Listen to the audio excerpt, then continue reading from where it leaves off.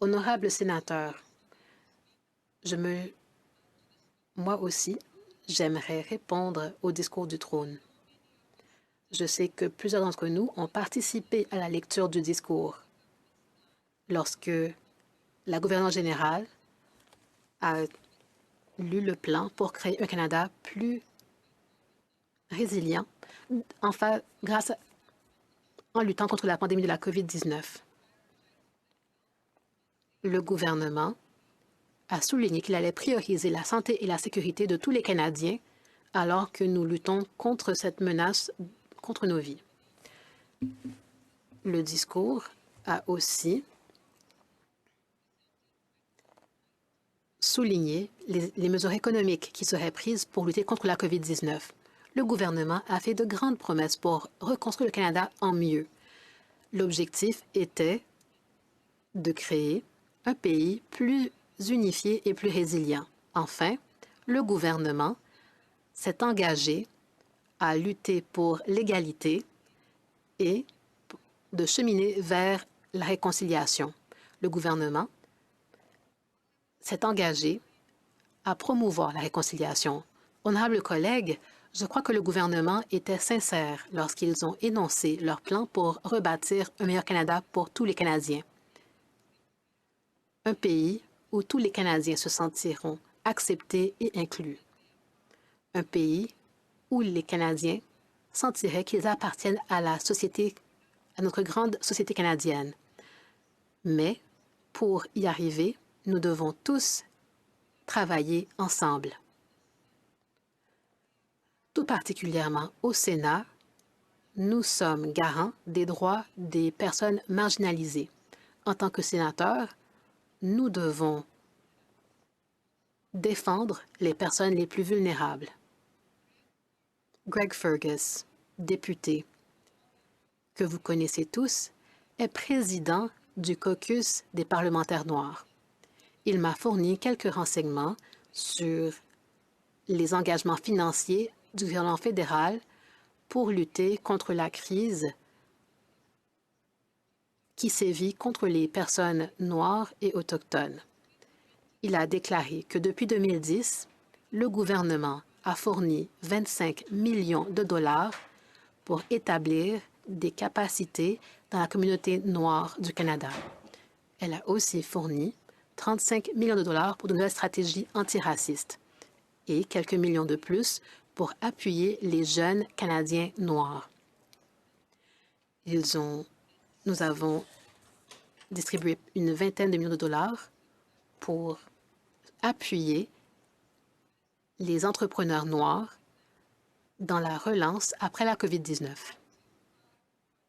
85 projets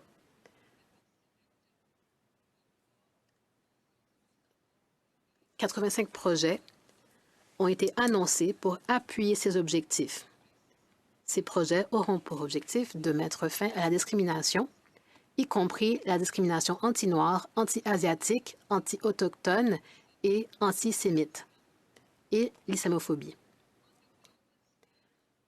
Sur la scène mondiale, le Canada est connu comme étant une société pluraliste et inclusive. La raison pour laquelle nous avons fait de grands projets, c'est la raison pour laquelle nous avons pu faire de grands progrès en luttant contre le racisme. Cependant, il reste du travail à faire. Nous devons incarner cet exemple. Nous devons nous engager à mettre fin à toute forme de discrimination. En tant que sénateurs, nous ne pouvons pas perdre de vue le fait que nous aussi, nous faisons partie d'une institution qui continue de discriminer les groupes racisés et tout particulièrement les Premières Nations, les Métis et les Inuits. Il reste beaucoup de travail à faire. Sénatrice Jaffer,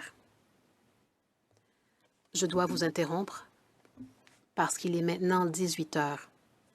Maintenant 18 heures.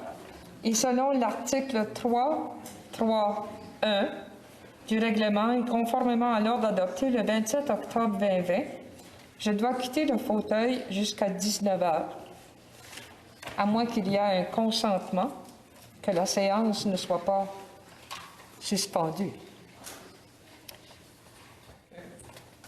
I don't hear. Je n'entends pas de... D'accord, donc nous allons suspendre la séance jusqu'à 19 heures. Sénatrice Jaffer, nous vous accorderons 10 minutes lorsque nous reviendrons. Honorable sénateur, comme je le disais,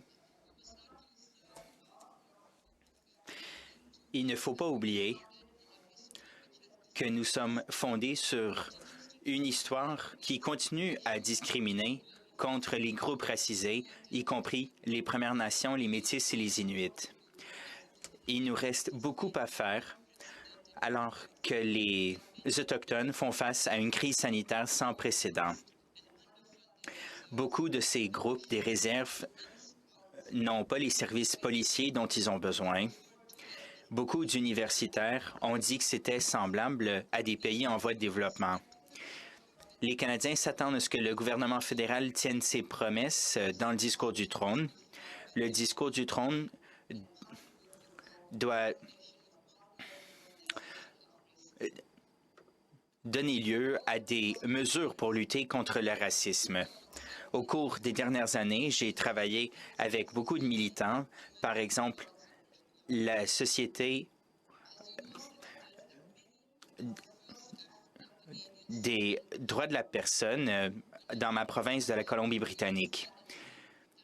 Cela m'attriste que peu de Canadiens savent que Sir James Douglas, le premier gouverneur, le premier lieutenant-gouverneur en Colombie-Britannique, est né en Guyane et il a immigré en Colombie-Britannique dans les années 1870. Des gens d'origine africaine sont arrivés en Colombie-Britannique bien avant que la province ne rejoigne le Dominion du Canada. Quand ils sont arrivés, les premiers immigrants ont établi des communautés canado-africaines dans le cœur de la Colombie-Britannique. Ils ont fait de Vancouver leur chez eux.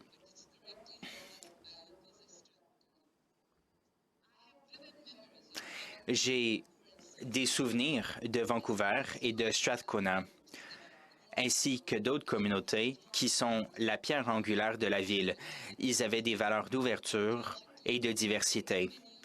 De façon tragique, beaucoup de ces communautés ont été obligées de subir les conséquences du développement urbain imposé à des communautés d'origine africaine à Vancouver, en particulier le Downtown Eastside.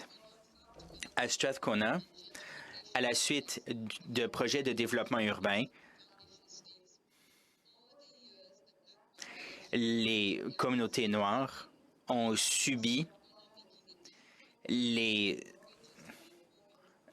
projets de la ville et qui faisaient en sorte que c'était plus difficile d'obtenir un crédit pour acheter une maison. En réponse, dans les années 1960, bien des ménages du quartier ont été démolis et remplacés par le viaduc Georgia. En 1970, quand le viaduc a rejoint le viaduc de Dunsmuir.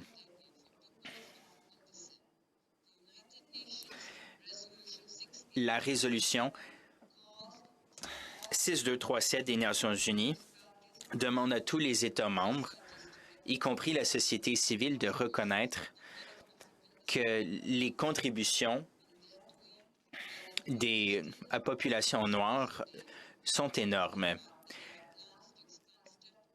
Et cela me fend le cœur qu'il est prévu d'élargir Strathcona, quelle que soit la race, la classe et l'origine ethnique de ceux qui y habitent. C'est un honneur pour moi de travailler avec Yacine Kiriga, un ancien Ougandais qui souhaite qu'on reconnaisse davantage les communautés africaines qui habitaient dans ces quartiers auparavant. Honorable sénateur, comme je l'ai dit, je continue de travailler main dans la main avec des groupes locaux comme la Société africaine de la Colombie-Britannique, et j'espère que ces groupes seront reconnus pour leur contribution précieuse au Canada. Rosemary Brown, c'est la première membre de l'Assemblée législative en Colombie-Britannique, a pavé la voie pour que chacune d'entre nous puisse réussir. Sénateur, je vous tends la main. Regardons tous les programmes que cherche à établir le gouvernement. Ces programmes ne veulent rien dire si les communautés ne se sentent pas partie prenante de notre grand pays. Alors, je vous tends la main. Il faudra l'effort de ceux qui sont dans les plus hautes sphères des pouvoirs parlementaires pour exiger des comptes de nos leaders et veiller à ce qu'ils rendent des comptes à tous les Canadiens. Honorable sénateur, nous avons prononcé quelques discours aujourd'hui pour soulever des questions pertinentes de notre pays. Mais nous nous adressons à vous d'une seule voix. On ne peut oublier ce qui est arrivé en juillet dernier et on ne peut jamais retourner à la façon dont c'était avant.